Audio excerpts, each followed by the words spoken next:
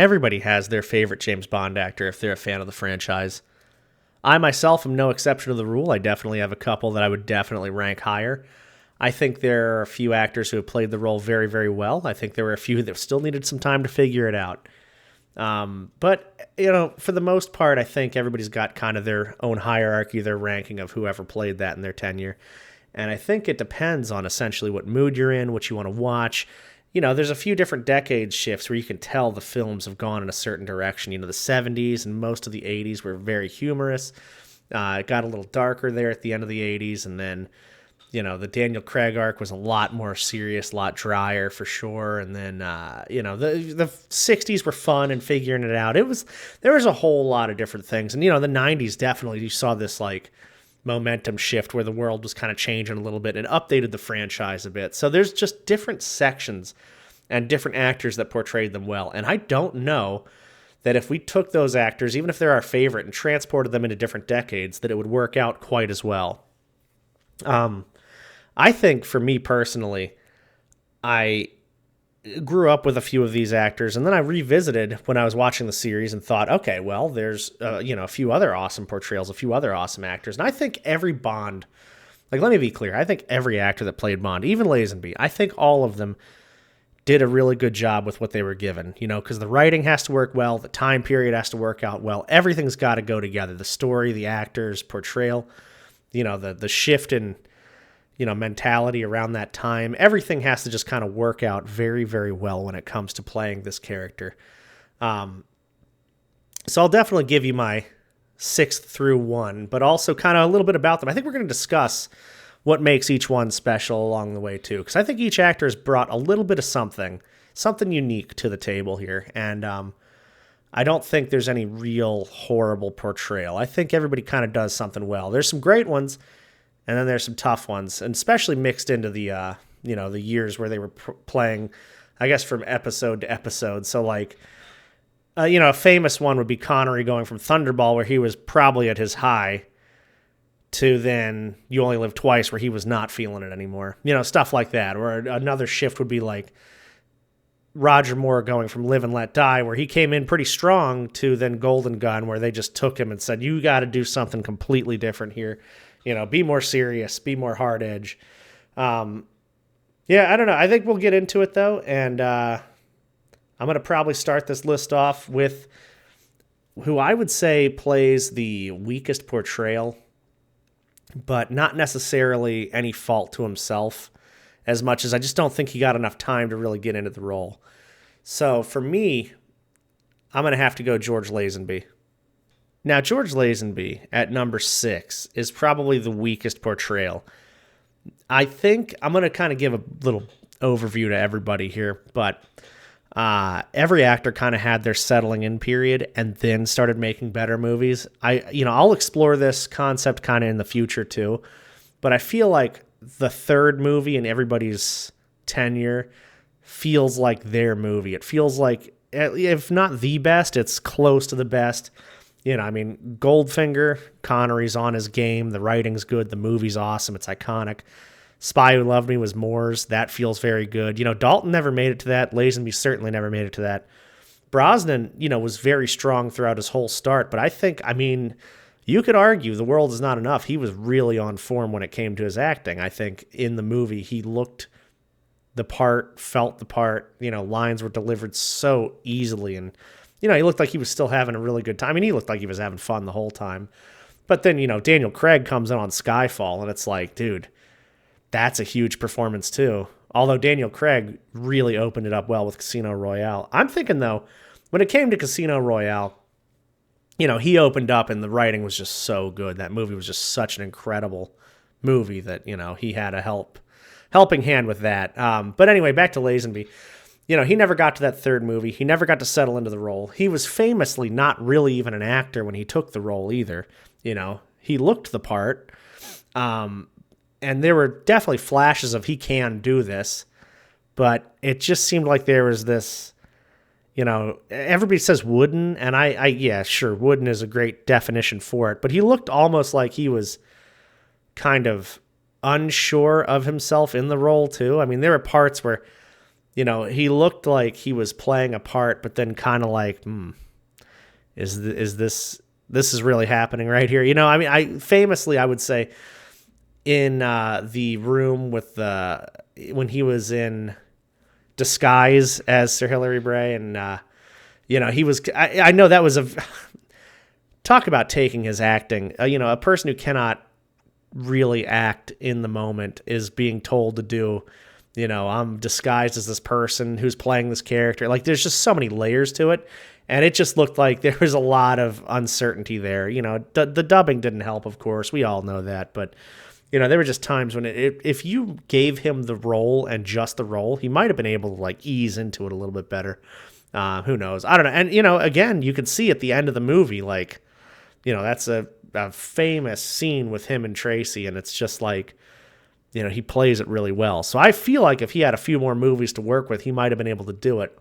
Now, with the humor element that was coming on from Diamonds Are Forever and just the 70s there on out, I don't know that he would have been able to handle it anyway. I think for me, the big thing is just how one-dimensional he is. I mean, he's just a good-looking person in that role. He fits the mold well. His style is great. He's very smooth with everything he does. But outside of that, I don't think he had enough time to develop. I don't think the writing was there for him anyway after his movie. And for me, he is definitely the number 6 on this list. Just a tough entry to put him in. But like I say, if you look at all the other Bonds, they had time to kind of ease into their role a little bit. They had a couple of movies where, okay, this is the one where we're figuring it out. This is the one where we feel a little more comfortable, and then here we are, 3 and beyond, where we're really kind of, we're going to take this role and just kick ass with it. But yeah, that's just where he fits in with me. Like I said, I like the movie too. I mean, everybody always says, hey, what if Sean Connery just played that role? I don't know that he could. I mean, I'm sure he could do it, but I don't know if he's the kind of dude that would fit the role very well. I mean, for him and his James Bond, he was very much like, a lot of people in his life are pretty much expendable. So when you get to that Tracy scene where he gets married, it's hard to envision him actually getting married. It's hard to envision him having those feelings, at the end of the movie. It's hard to envision that kind of love story connection with Sean Connery and how he played Bond. So I don't know. I think George Lazenby did a good enough job. Like I say, with this list, it's tough because I like something about every actor at least, and I'm always in the mood to watch these movies, especially the really good ones. And this, to me, Majesties is a very good movie. So, tough luck, George, but we are on to the next one. So this one was a little complicated. Daniel Craig is going to be next. He's probably my number 5, my 5th favorite in this role. And now I think it's just a sizable jump up in quality of the character. I think he did a really, really fantastic job. I think he's a great Bond. I love him in, several of his movies. I think where he gets let down is more, it just feels so, like, centered around Daniel Craig and James Bond as opposed to just him playing the part. I think it's so much influence, from life, like real life bleeding into it, which there's no problem with that. I love the portrayal, but I think overall the writing doesn't help and the timeline itself doesn't really help me too much. It's very confusing. As an actor, he's just he's a tough, hard-nosed James Bond. He's one that's really believable. Like, there are times when Roger Moore's in fights and you're just like, there's no way, right? Like, he's not doing this stuff. Craig, I believe everything. That man, he looks like he could do anything he's doing in that movie, or any of the movies, really. I'd say that movie, but he had 5 movies now. He looks like he could play that part and really, like, nail that part down, and he does. He does a very good job of that. So I think for physical prowess, he's got it. I think for the style, though, I mean, he's all over the place. Like, he looks very suave in moments. He looks very clean in moments. But then he's got these just random times when, he's dressed like me, which makes no sense. I mean, that's not how that's supposed to be. He's not supposed to look like me. He's not supposed to dress like me. It makes no sense. And it's, not a big ding on him, obviously. He's got a, He looks great for most of it, and he does a really very good job of being that secret agent, that spy. With the arc itself, though, it made no sense either, because the first two movies are like back to back. He's young. He's trying to, figure his life out and figure his trajectory out as that James Bond. Acts so well. Casino Royale is brilliant acting. I mean, top of the line for this franchise. Quantum, no complaints really about him. Obviously, the movie is kind of like not the best. But then you cut to like Skyfall, and he's supposed to have aged so many years, and it's like, well, what happened in between? Where was, can we just get like a couple of missions, a couple of like, oh yeah, go, find this or track this guy down or see what's going on over here. But no, it's like now it's all about him. And that's why I say it feels very much like James Bond featuring Daniel Craig as opposed to just this is James Bond, And I don't know how much parallel there was or how much influence there was. And they're great movies. Like I say, they are great movies. I just think for myself, when I watch a Bond film, I want to watch the actor just take that character and go on a mission and do what he does and, play that part. I want him to be smooth. I want him to be suave. I want him to be charming, the whole thing, and then be able to kick someone's ass. But Daniel Craig, he's just kicking ass. I think he's good at a couple of those other elements, but I don't think he's that complete package when it comes to those elements.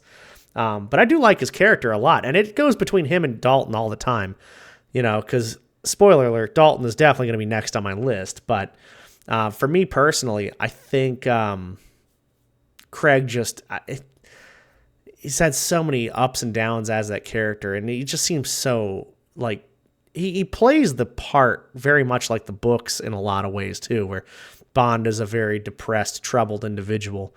So I do love that. I do think that's really, really good.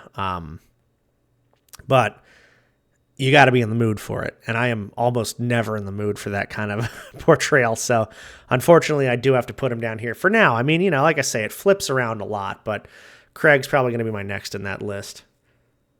And at number 4, as I already alluded to, we got our guy Timothy Dalton. He is one that never made it to a third movie, but I think he caught on very fast and he cared a lot too, which I liked tremendously. I think kind of weird the way they cast him too. Like, they acted like they wanted him after they clearly didn't want him in the role. And, good on him for just taking it and kicking ass. It really makes me feel, a kind of parallel to him too, because there's been a lot of times in, my working career or whatever, where I've been passed up for the role that I eventually get. And, I do a good job in it, but, and I'm sure a lot of us can kind of feel that where, they say, oh, you're not ready for this, or you're too young, or you don't know enough, or this or that. And they put somebody else in the role that's not good enough, or they cast somebody, they hire somebody or do whatever that's just not right. And then you get it finally, and you're excited to get it, and you want to prove everybody wrong. And I feel like that's what Dalton did. He went out there, and the first movie, Living Daylights, great movie, but it's definitely catered more towards that Roger Moore era, that style, where there are some holdover jokes, there are some things, some one-liners that don't make sense. And Dalton cannot do that. He is not smooth with that at all, So that's why him and Craig kind of go back and forth, because I believe Dalton is physically, able to do a lot of that stuff too.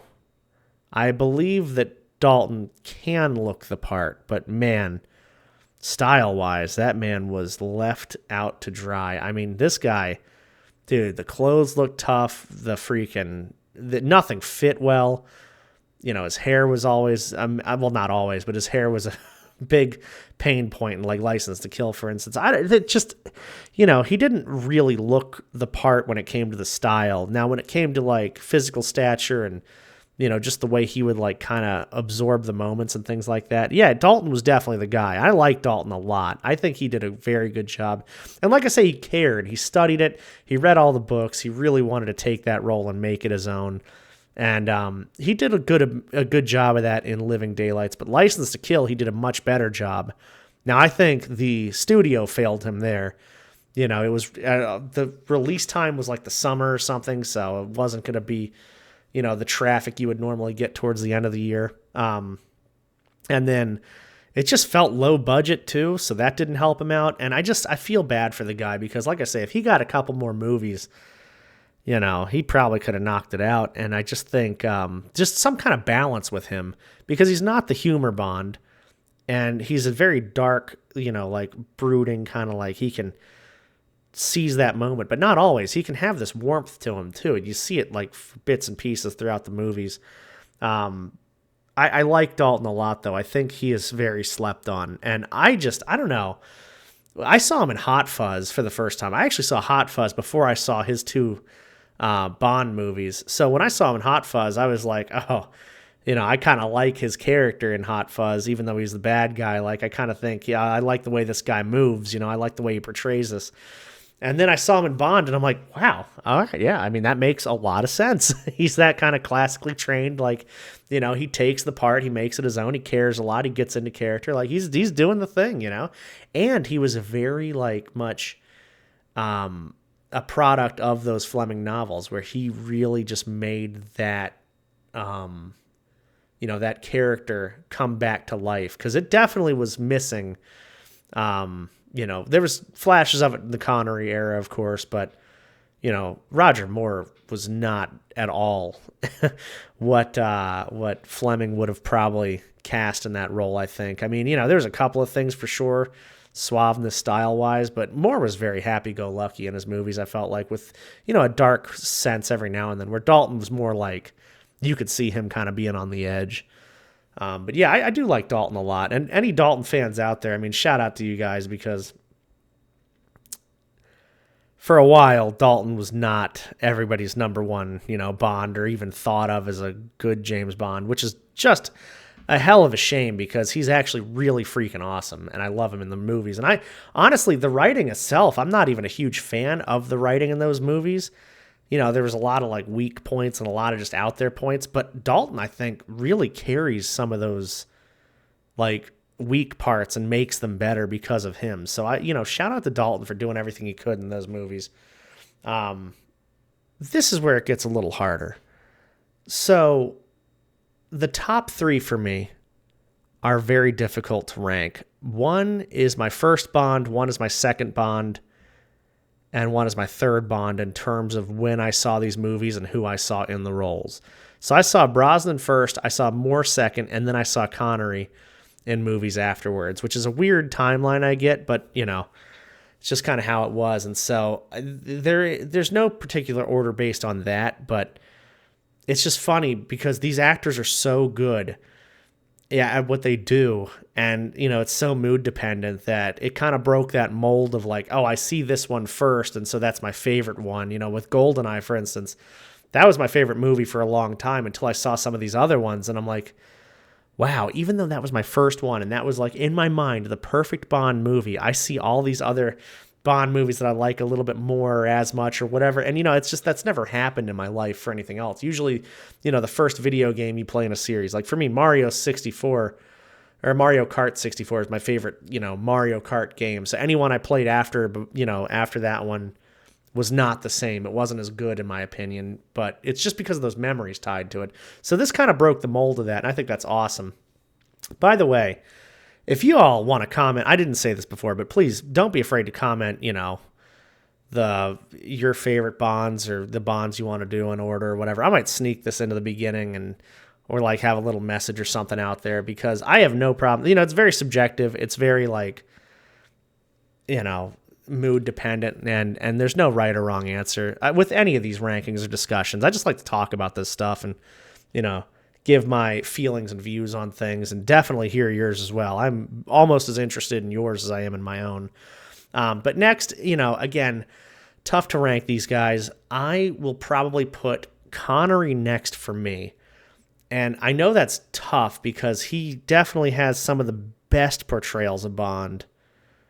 And he created his cinematic character, and the legacy that followed. Obviously, that's all iconic and that's great. But weighing into this, Dr. No, obviously, he started it. So, he delivers one of the most iconic lines in the franchise in the casino scene at the beginning.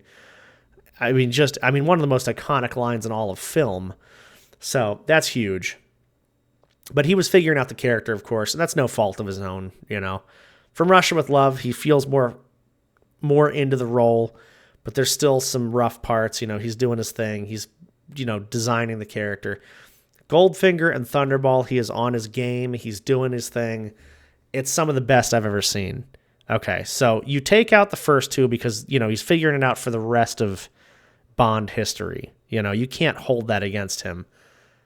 The next two, he sets the tone for the entire franchise on what it can be, and then plays that part so effortlessly, so smooth. He's just gliding through scenes, And then just falls off the map when it comes to You Only Live Twice.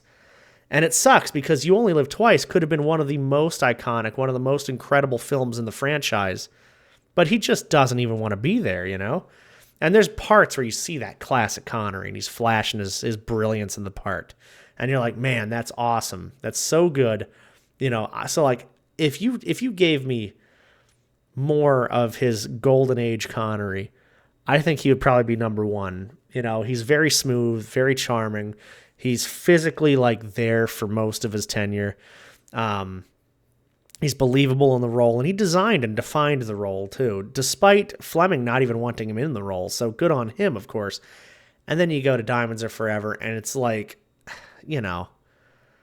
it's fun to watch him. I have a soft spot for Diamonds Are Forever. It's fun to watch him, but arguably one of his weakest performances too. And it's not even because he's not having a good time or he's not trying, but he's just so less believable in the role than he was before. And he looks just not as stylish and not, probably a product of the 70s more than anything, but he just feels so out of it compared to where he was just a few years before. And coming off of Majesties, Majesties was such a unique style. It was a beautiful movie, and it had such a great flowing story. And then you get to Diamonds, and it's just like, obviously they had no budget left because bringing Connery back, but you go two figuring it out performances, two where he's just on top of the world, and then two where it's not there anymore. What I like about Connery is he just looks sharp. He just looks the part, I think a high point for Connery was just those, he would take the one-liners and they wouldn't stick out. Other Bonds have made those one-liners like kind of stick out and kind of that's the scene, but more it was like Connery's eyes, just the way he looks around and does things, and there's just such a smoothness to him where he just, like I say, he just kind of floats across the scenes and the screens, and he does a really good job of that. But yeah, I really love him. I think, where it was like Lazenby's at the bottom, Craig and Dalton, they're kind of fighting for that number 4 or 5 spot right there, but they're very good. They're very good at what they do, and they're much higher up. Now we're way higher up than that. There's just a gap in between how I feel Connery is compared to the bottom 3. And, Moore and Brosnan are right up there with him. And they, like I say, it's all mood dependent. They kind of fight for the different spots up here at 1, 2, and 3 for me. But I definitely think that if he had just given it his all the last couple of movies, I think it would have been a whole different thing. Because when I look at James Bond rankings too and how they're portrayed, I look at the whole tenure. I don't just say, oh, there's one great performance and then that's it. Because okay, you can you can do the character well, but why don't you do him well the whole time? That's my whole thing with it. And I think, the next two actors are just on their game the whole time, despite outside noise and everything like that. I think they really do a good job the whole time. But yeah, we'll get into the top 2 now. And again, thank you all for even hanging out up to this point, but please don't be afraid to put your rankings in there and discuss this or comment or whatever. I love hearing feedback from y'all. So this one's pretty tough. You got your number 1 and your number 2 spot here, and they could easily go to each one. I think Connery could easily take the 1 or 2 spot for me as well. And like I say, mood dependent, he typically would. And there's times when I look back at some of the movies and I'm like, wow, this guy is such a Bond, he's so great, like if I was watching Goldfinger and I saw Connery, I'm like, wow, man, that is the best James Bond ever. But then, you watch You Only Live Twice and you're like, oh, okay, well, what happened, where is this? When I watch Roger Moore, I see consistency all the way through. He is who he is. He plays that role with such a suaveness and charm and he has such a presence about him. He's charismatic. He has just the most confidence.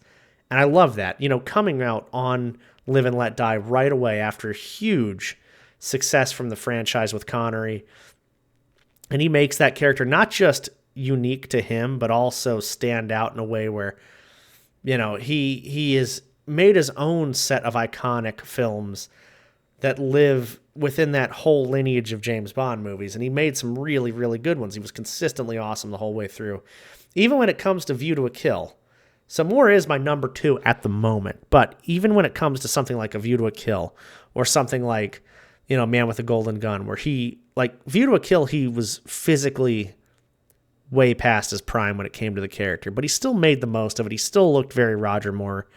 He was still charming and everything like that. It just was not a very well-styled movie. A lot of things let that movie down.